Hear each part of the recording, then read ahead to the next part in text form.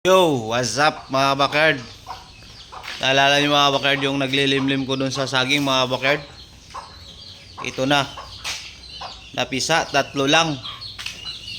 Yung iba, nilagay ko na lang sa incubator mga bakard. Ito sila mga bakard. Let's go.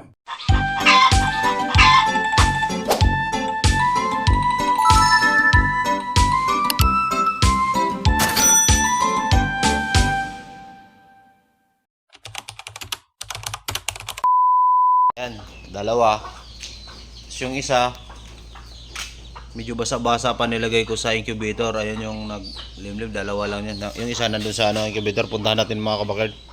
Puntahan natin mga kabakard. Kasi ang dami pang di napisa eh. Paano kasi nag-aagawan sila? Iniwan na lang nila sa kuwan. Iniwan na nila. Dalawa kasi sila naglimlim. Ginawa ko, nilagay ko lang sa incubator. Ito sila mga ang dami oh. Yan mga bakard. May mga laman pa yan.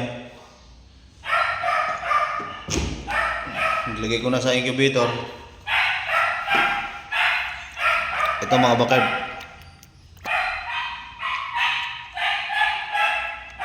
Bubuk na ito mga bakard. Ayan yung isa. Ito yung isa. Oh. Nilagay ko muna dito mga bakard kasi medyo mahina pa siya. Hindi pa siya masyadong makakalakad.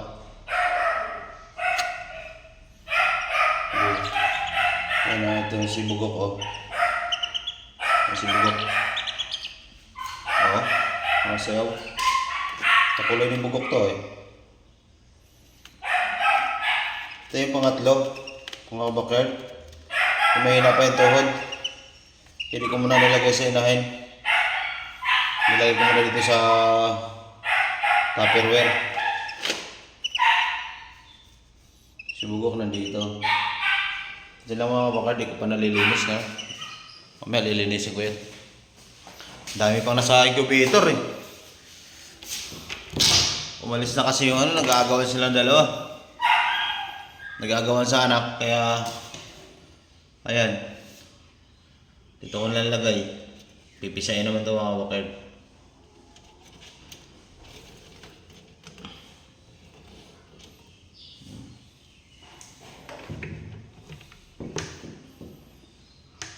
Sobrang init oh. Umabot siya ng 39 oh.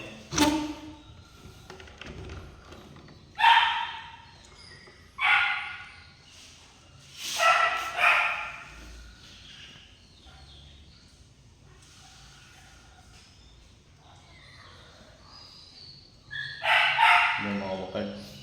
Pipisain pa yan. Kasi may incubator ako pang kasi minsan kasi yung ibang inahin hindi na binabalikan pag napisa na yung iba eh. Kaya gumawa ko ng incubator ko mga bakard.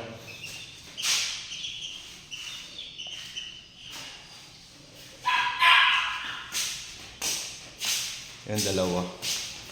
3 lang.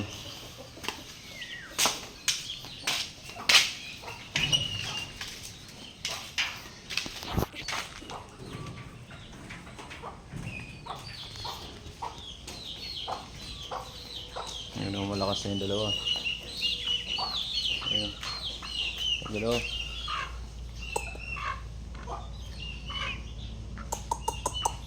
Pumpkin black.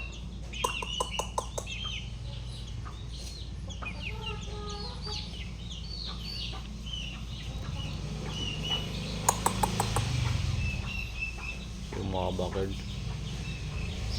May tahi din tong inahin niya. Inahin na to mga bakard. Anak to ng black macrae. Ito yung unang anak niya na babae.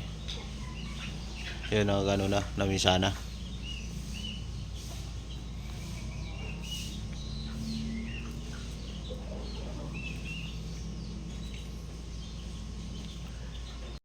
Ang laki na ng aking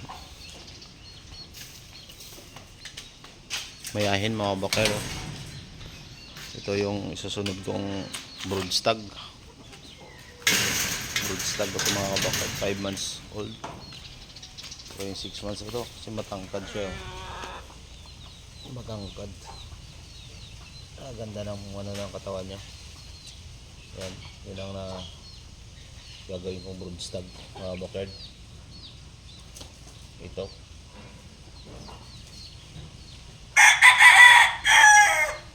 Cross to mga bakard. Gilmore tsaka sweater. Kaya hanapan ko to ng babae na medyo mas matangkad mga bakard para magaganda na yung mga station. Sinong una kong breeding mga bakard, mga bansot eh. Ito bali pangatlo ko na tong ano, matangkad na. So yung pumpkin sweater nun, pangalawa. Yung una talagang ano, kasabay nitong bulik. Mabababa, itong bulik na to mababa. Halos lahat ng kasabayan nito mabababa eh. Ayan o.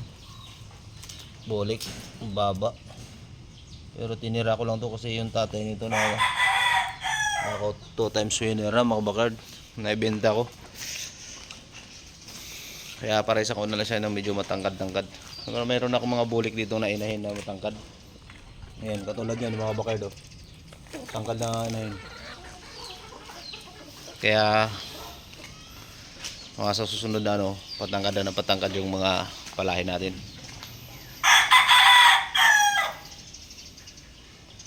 So, tangkad niya ito. Ganda pa ng katawan. Bulky yung katawan niya. So, yung tayo niya mga bakard. Yan o. Pang broodstag talaga yung tayuan niya. Yan yung mga susunod ko na broodstag papalahi.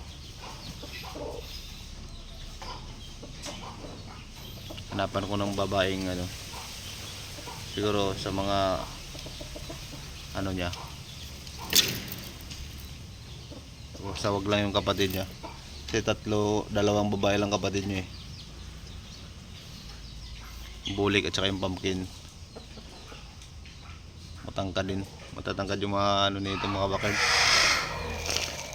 Itong isang pumpkin, itong kapatid niya medyo mababa lang to konti, medium station lang to mga bakard. Yan kapatid niya mga bakard. Yan yung kapatid niya. Yan.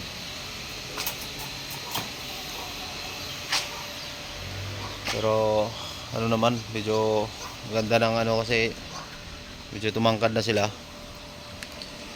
Tulad ng unang breeding ko mga bakard. Nabansot.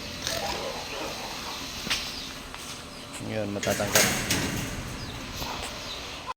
Ayun sa adobo. Adobo. Kinulong muna. Laki niya na ako bakard oh. Tangkad.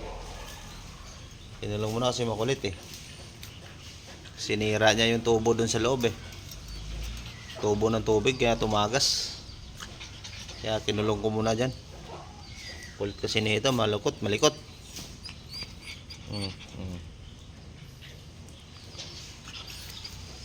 Tubo sa motor eh.